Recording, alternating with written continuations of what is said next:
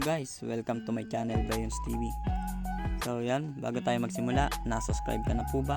Please subscribe and click the notification bell para lagi kayong updated sa tuwing may gagawin pa ako mga video. So yan, bago tayo magsimula, paliwanag natin si AQR.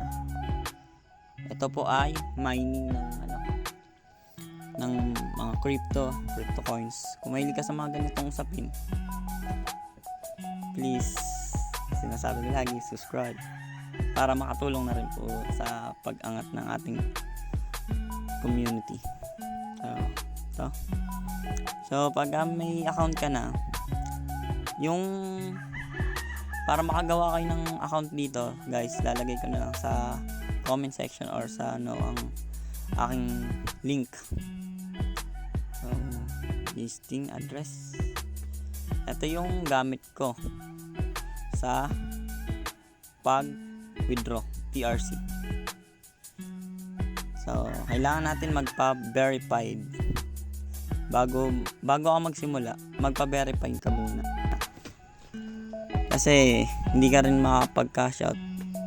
Ang ginamit ko pala dito pang-verified, national ID. Sa mga gusto magtanong kung anong ID. Sa akin kasi national ID agad ginamit ko. Kasi sinubukan ko yung TIN ID, di gumana. So, konting kwentuhan lang.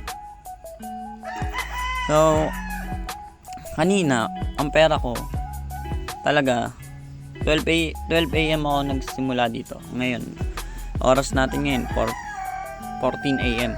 So, libre lang to guys So, sa task. So, tinaga ako siya. Tinignan ko kung paano siya talaga kumikita dito. So, binasa ko to. Bago ako magsimula, basahin mo yung mga bagay na pasikot-sikot para maiwasan mo yung losses. Mga ganitong platform, alam mo naman yung mga ganyan. Kung di ka sigurado sa platform na papasukin mo, syempre kailangan muna natin ng research. So, yan. Napaliwanag na natin doon sa may pagpapa-verify na kailangan muna mag-verify bago maka-withdraw.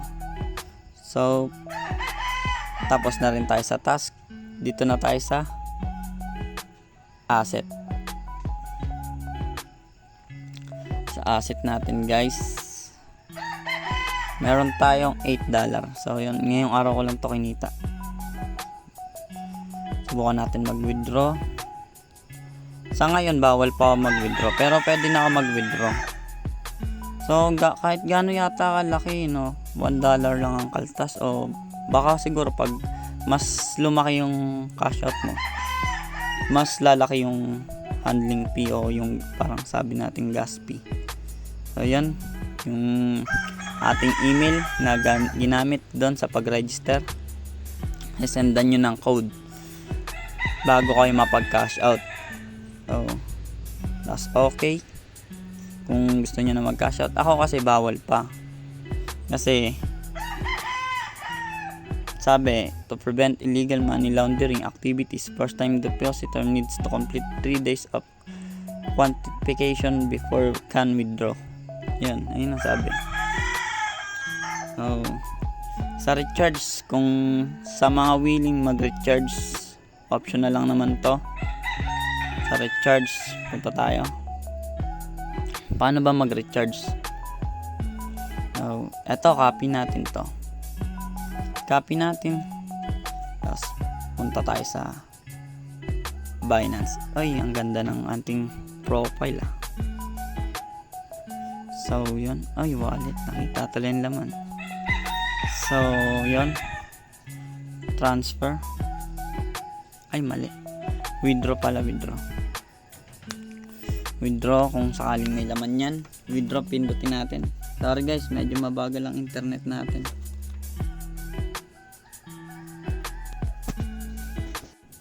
Kung natatandaan nyo yung kinapi natin kanina, so dito natin gagamitin yon kung gusto nyo mag-recharge.